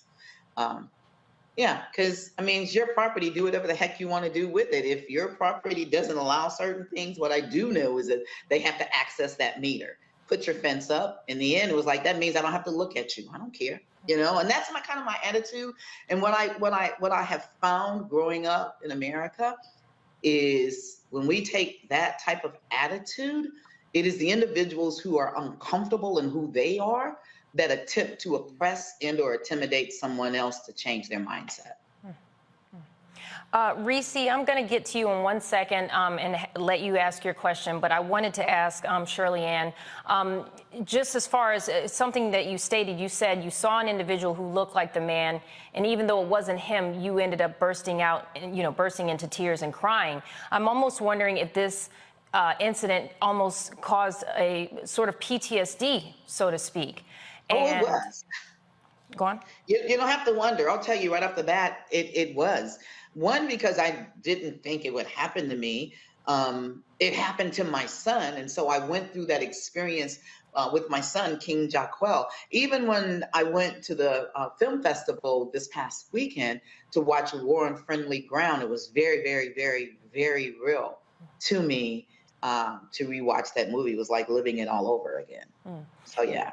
Well, as someone who's gone through trauma, being attacked, and who is a big proponent for going to counseling, I would suggest seeking out that only for several reasons. One, for your own mental health to help you, but as well as you'll have record that this incident, that this incident caused you to potentially have this sort of distress. So that way, when you do take it further with the police, or if you decide to take this to court, you will have record of how this incident impacted you, something you never should have had to go through at all. And if you have a local vet center, I used to be in Columbia, South Carolina. There's the Columbia Vet Center that you can go to, and they will see you. You don't even have to give them all your information. You just show up and say, hey, I need to talk to someone, and they'll definitely help you. So I just wanted to offer that information. On that note, though, Reese, what are your thoughts? First of all, Miss Montgomery, I'm sorry that you had to experience this. I have to say, I do like your style. I liked your energy in that video. A lot of times we do, put on the veneer of strength, and even though we're terrified on the inside, but I do appreciate how you conducted yourself by not backing down. One comment is, I would suggest, maybe not you, because I understand how distressing this is, but maybe an ally, maybe a neighbor, checking their social media and seeing if they're saying anything about this to help use against them at some point. If it's a civil suit or restraining order, a lot of times these folks like to tell on themselves. So I would make that recommendation. And then the question I have for you is, since you aren't getting a lot of cooperation out of the police department, is there somebody in city government that you can reach out to, to kind of enlist to help you with getting more responses out of the police department? So I did speak with my counselor. I'm big on counseling. I believe it helps us.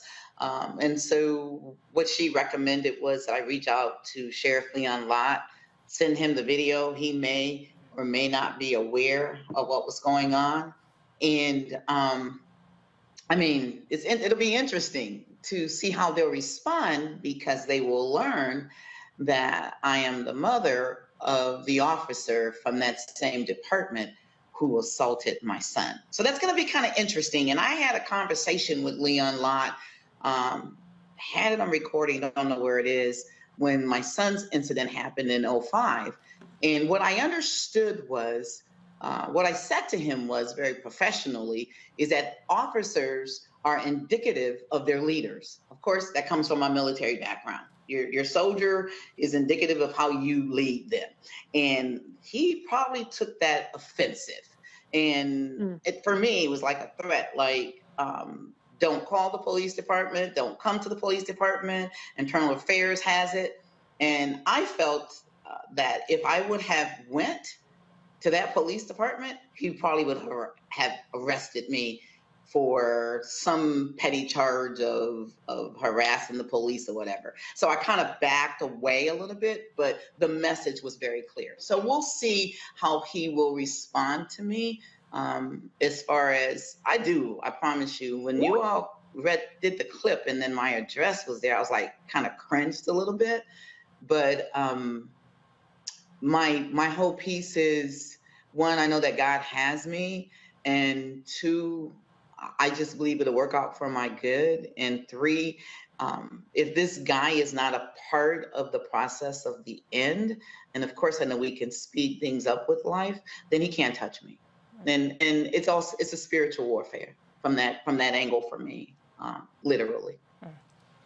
Shirley Ann, I wanted to thank you so much for joining us today. I would hope that you would keep in touch with us, and as this story keeps developing, and keep us updated on how it goes. But again, I'm so sorry that you had to go through this, even just as a woman in South Carolina, but also as a veteran, having to go through this. You should not have to endure any of this.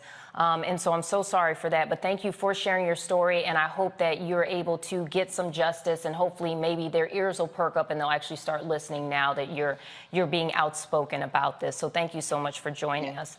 On that note, you are watching Roland Martin Unfiltered on Black Star. We're going to a break, but we will be right back.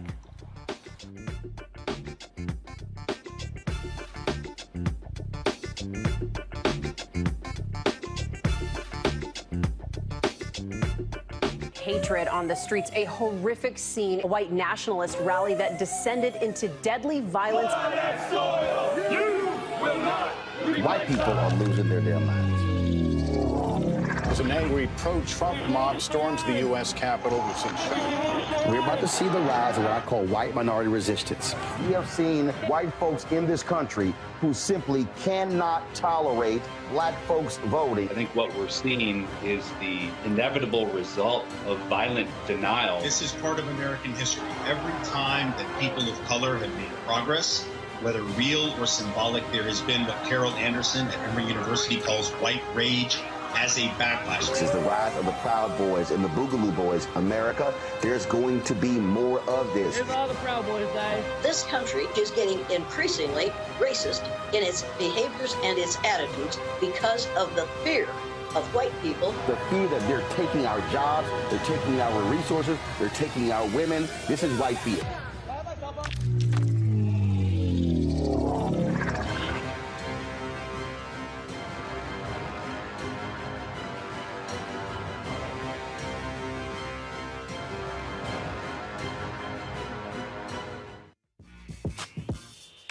When we invest in ourselves, our glow, our vision, our vibe, we all shine. Together, we are black beyond measure. When you talk about blackness and what happens in black culture, we're about covering these things that matter to us, speaking to our issues and concerns. This is a genuine people-powered movement. There's a lot of stuff that we're not getting. You get it, and you spread the word. We wish to plead our own cause. Too long have others spoken for us. We cannot tell our own story if we can't pay for it. This is about covering us. Invest in black-owned media. Your dollars matter. We don't have to keep asking them to cover our stuff. So please support us in what we do, folks. We want to hit 2,000 people, $50 this month, raise $100,000. We're behind 100,000, so we want to hit that. Y'all money makes this possible. Checks and money orders go to P.O. Box 57196, Washington, D.C. 20037-0196. The Cash App is $RM Unfiltered. PayPal is R Martin Unfiltered. Venmo is RM Unfiltered. Zelle is Roland@RolandSMartin.com. When we invest in ourselves, we all shine. Together, we are black beyond measure. This is D'Ala Riddle. What's up, y'all? I'm Will Packer. I'm Chrisette Michelle. Hi, I'm Chaley Rose, and you're watching Roland Martin Unfiltered.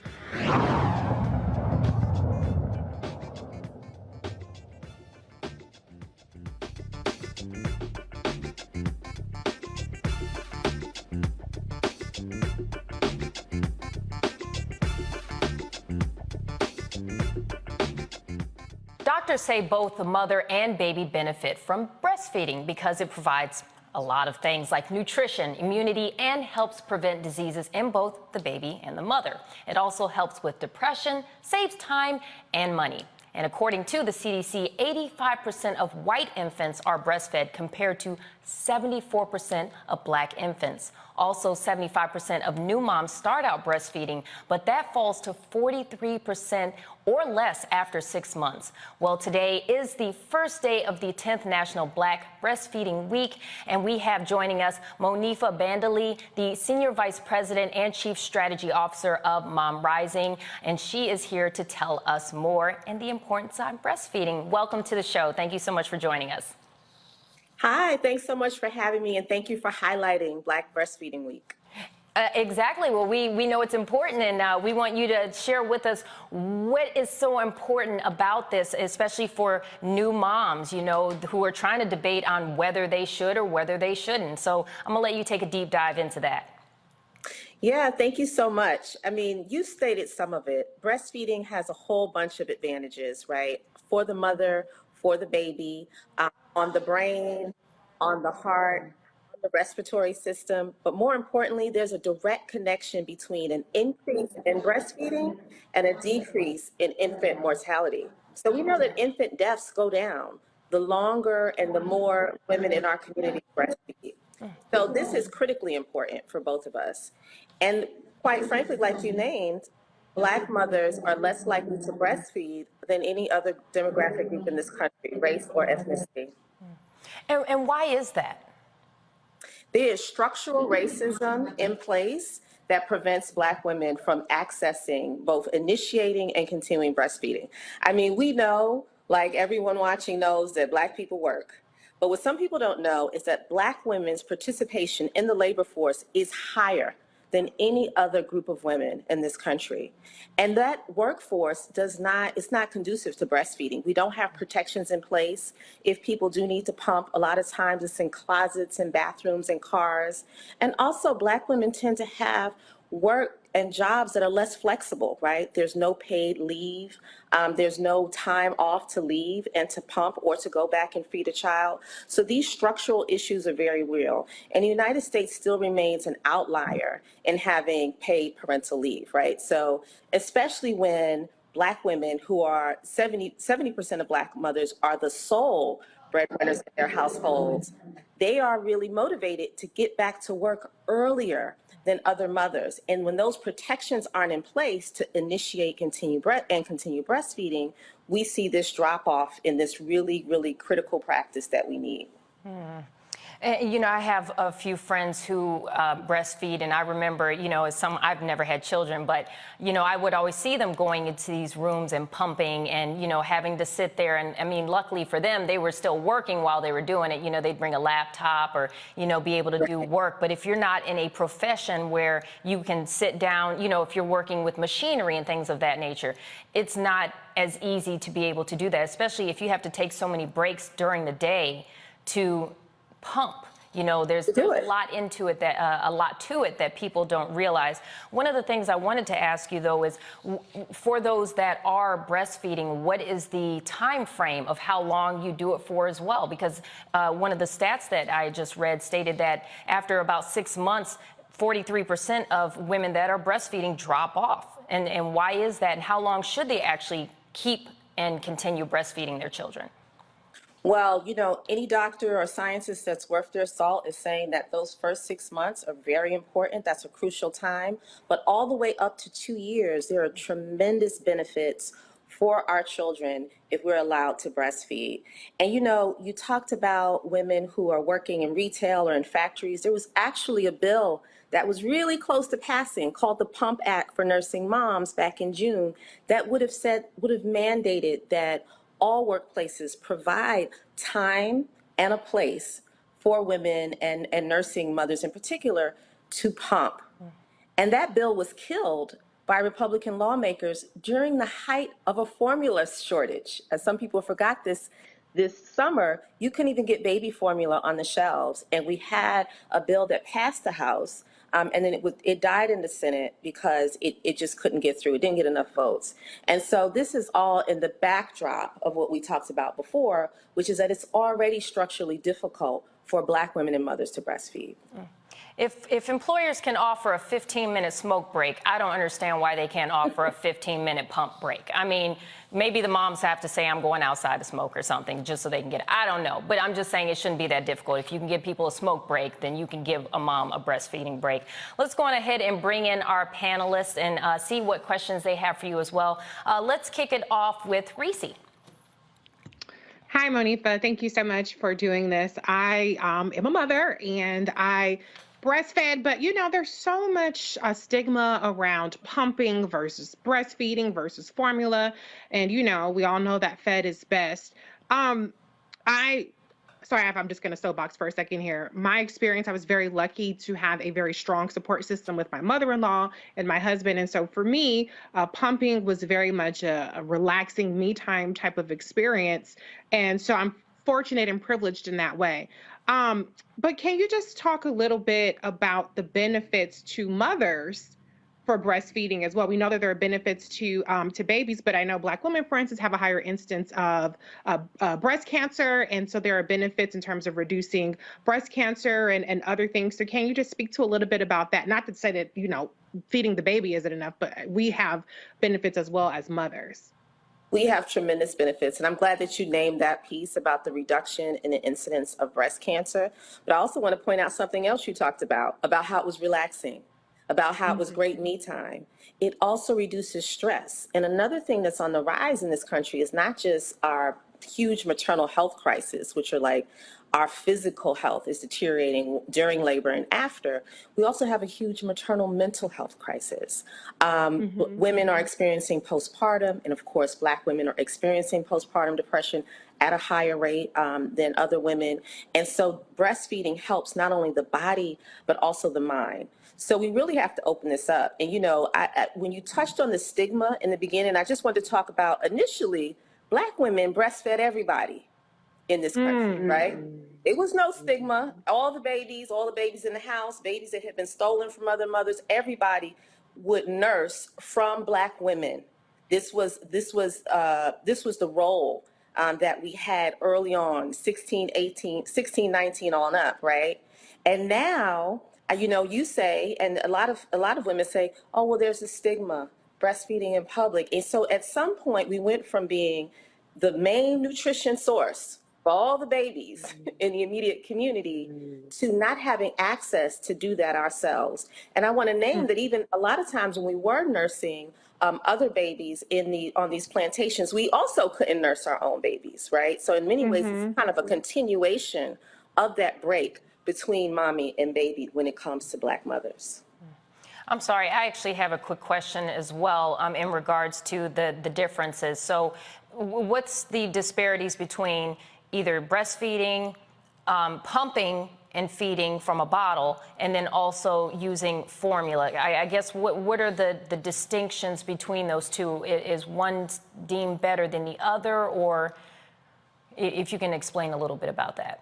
Yeah, absolutely. You know, I pumped as well. I think that pumping is great. It is the next best thing.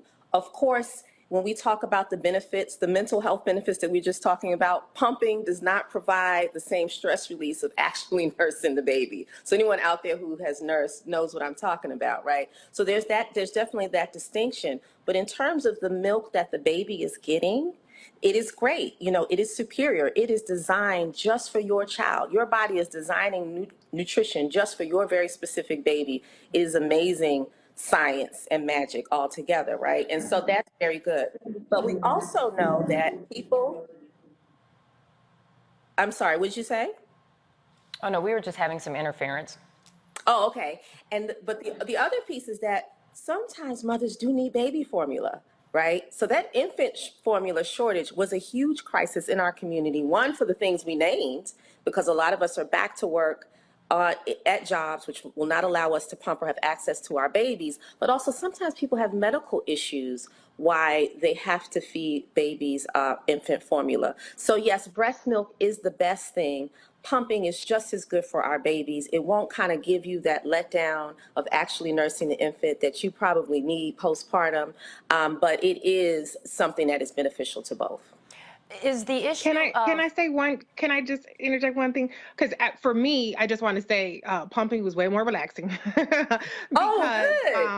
Yeah, because you know I'm a data girl, I'm a numbers girl, so knowing exactly how much I was pumping, knowing exactly how much my baby was being fed was a huge stress reliever. And then my daughter, when I was nursing, she would nurse for an hour and then still be crying. I'm like, oh hell no. So you know, just for me, it was it wasn't as an emotional thing, but it was more of an efficiency thing and just like a control thing. So everybody has different experiences, and I understand that there are psychological benefits both ways. But the reason why I brought up the stigma is because, you know, on the mom, you know, forums and message boards, there are people who get on their soapbox about, nursing as opposed to pumping or whatever the case may be. So I just want to speak up for the pumping mothers out there. Okay, you still doing your thing.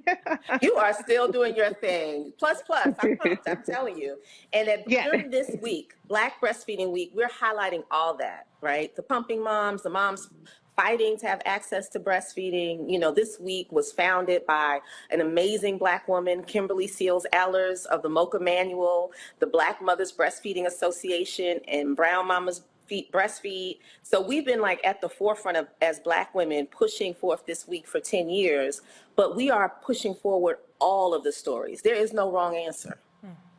Monifa, a quick question for you.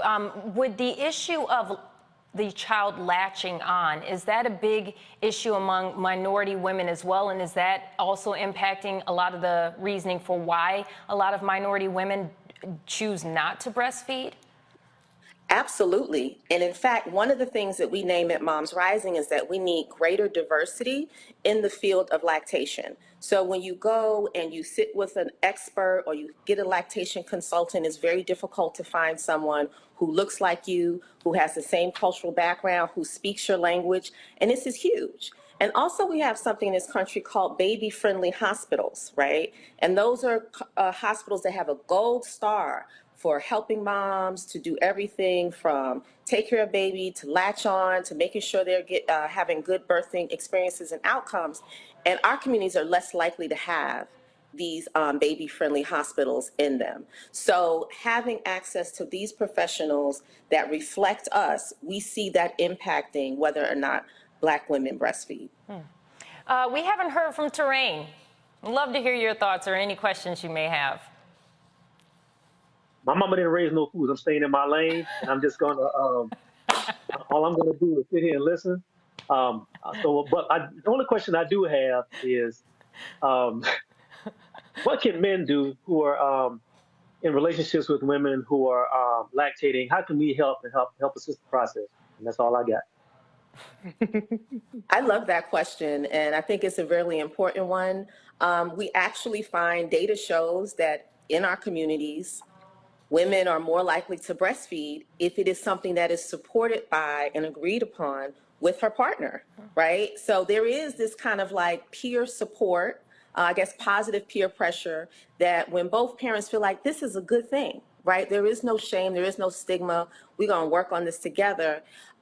Mothers are more likely to be successful in breastfeeding. So men should support other men in saying, this is what these things are for. They are to feed babies, and I'm not going to let you feel shame or stigma when you're feeding our child. It really means so much. And so having those conversations and speaking up as men in support of breastfeeding does a lot more than some people think. That was an excellent question. I don't believe we've heard from Erica. Sure. So, Monifa, thank you for the incredible work you've been doing over the years. My question was going to be along with what was mentioned earlier with regards to babies that don't latch on. So maybe the mother chooses to pump or have formula.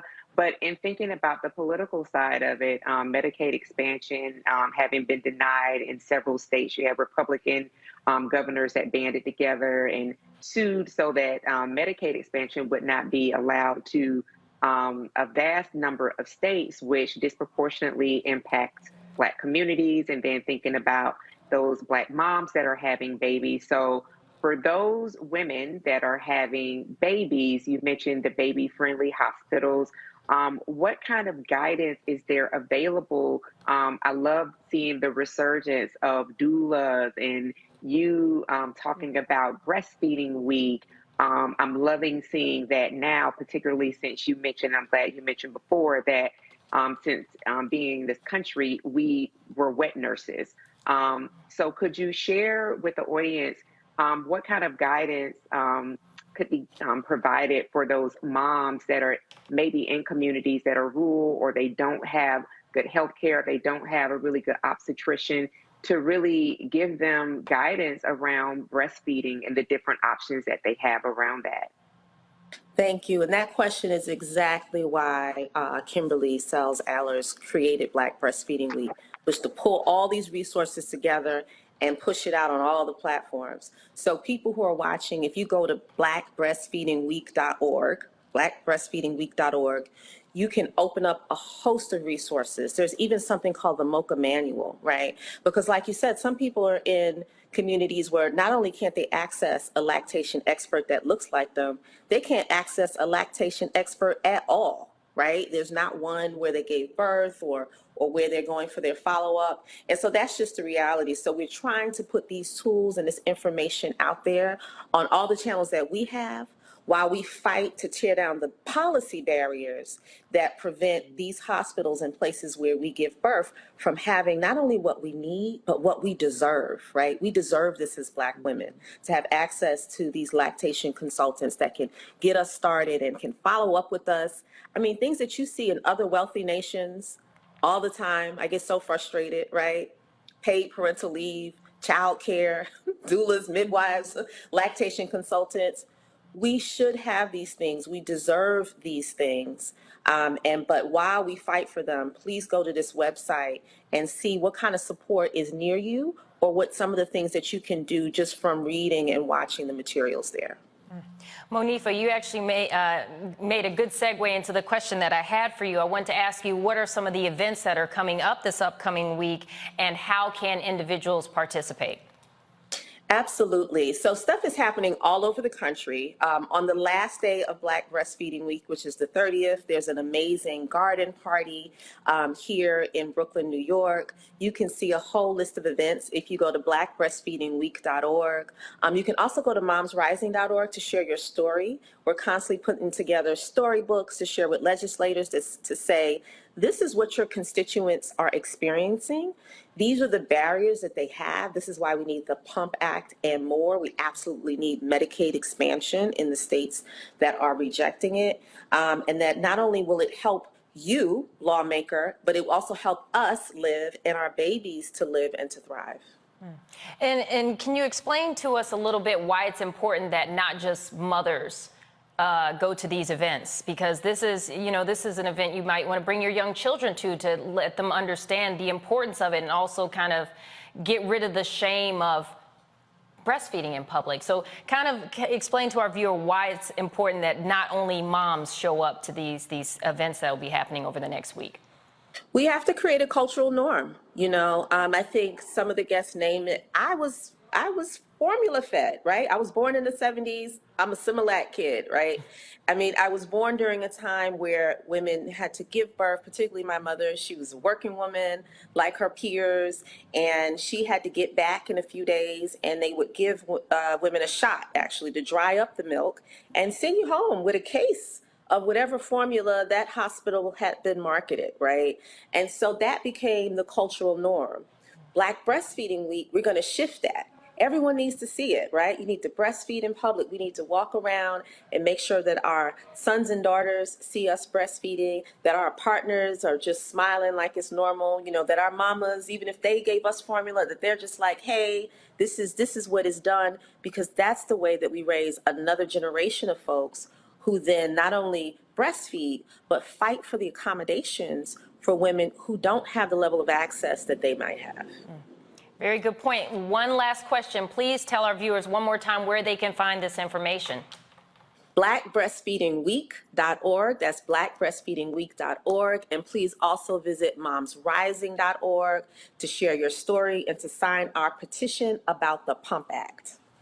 Excellent. Well, thank you so much for joining us. That was Monifa Bandeli. Thank you so much. Also, I want to give a special thanks to our panelists who joined us today as well. We have Erica, we have Reese, and we have Terrain. They gave some great input and had some great questions for our guests. So I want to thank you all for joining us tonight. On that note, we do have to end the show. I know you guys don't want to go, but I have good news for you. There's a show tomorrow, so you can always tune in and find out what's going on and hear from our great panelists. But until then, you all have an absolutely wonderful night, and I'll see you all tomorrow.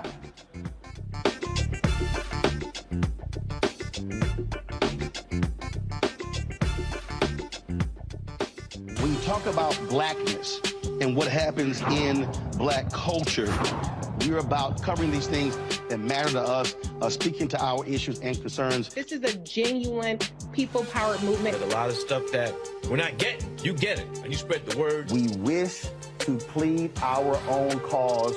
Too long have others spoken for us. We cannot tell our own story if we can't pay for it. This is about covering us. Invest in Black-owned media. Your dollars matter. We don't have to keep asking them to cover our stuff. So please support us in what we do, folks. We want to hit 2,000 people, $50 this month, raise $100,000. We're behind 100,000, so we want to hit that. Y'all money makes this possible. Checks and money orders go to P.O. Box 57196, Washington, D.C. 20037-0196. The Cash App is $RM Unfiltered. PayPal is R Martin Unfiltered. Venmo is RM Unfiltered. Zelle is Roland@RolandSMartin.com.